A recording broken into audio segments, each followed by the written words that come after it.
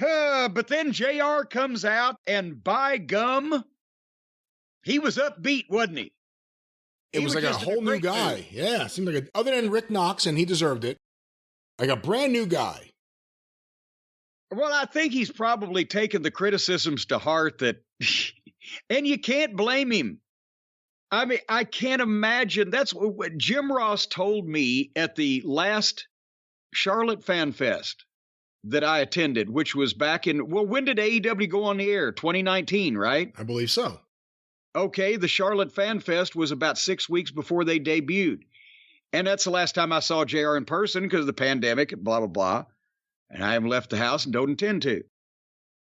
But I said, JR, I said, do you know what you're going to be calling? Do you know what you're going to be seeing and looking at? I don't trust a number of the people involved in this.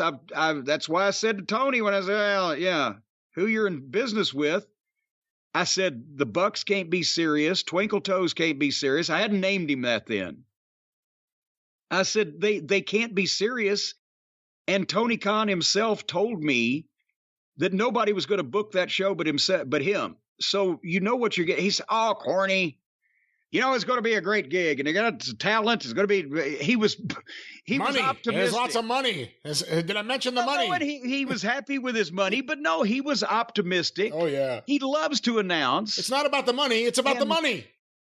And he was legitimately like, well, wonder, it's going to be a new show and a blah blah blah. He was somewhat looking forward to it.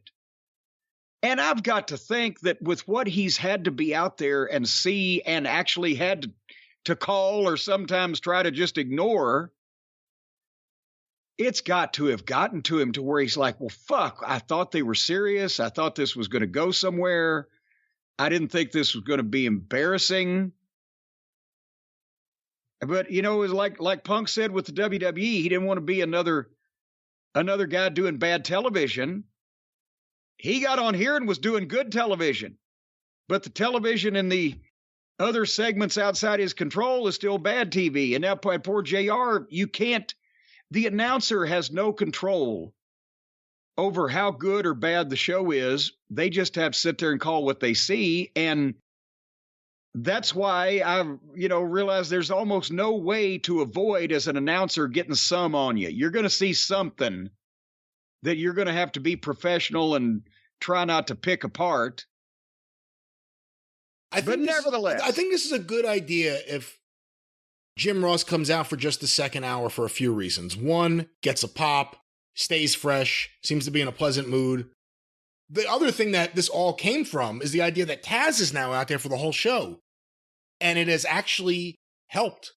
Even when the bad stuff's happening, Taz being on commentary helps. And I think it helps Jim Ross because part of the problem is when it's something really bad that Jim Ross would shit on off air and sometimes on air, but that Jim Ross would not like, that you wouldn't like, when it's something bad, he'll get quieter. Excalibur and Shivani keep the energy level up about how great it is and this is going on, all this. And Jim Ross, how's he supposed to jump in? What's he supposed to do there? With Taz, there's better chemistry because Shivani wasn't adding much. Shivani was just yelling shit. But with Taz, you have someone who could be conversational with Jim Ross and pull him in. And makes a comment that then JR can answer in an intelligent and or reflective fashion, etc., blah, blah, blah. Yes. Well, it's because, guess what?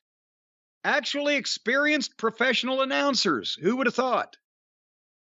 Taz has a bunch of experience. I think JR's done this a time or two. Tony took 20 years off. He's just happy to be there. But he's fine as the interviewer. I mean, that's what we've always said. That's the perfect role for him. I mean, when you think of TBS Wrestling, do you think of Shivani's commentary with David Crockett or him standing there with the microphone? Yeah. And actually, Tony's not a good interviewer anymore because you can't be a good interviewer because most of the people won't even let the interviewer still hold the microphone for him. So, all right, let's move ahead.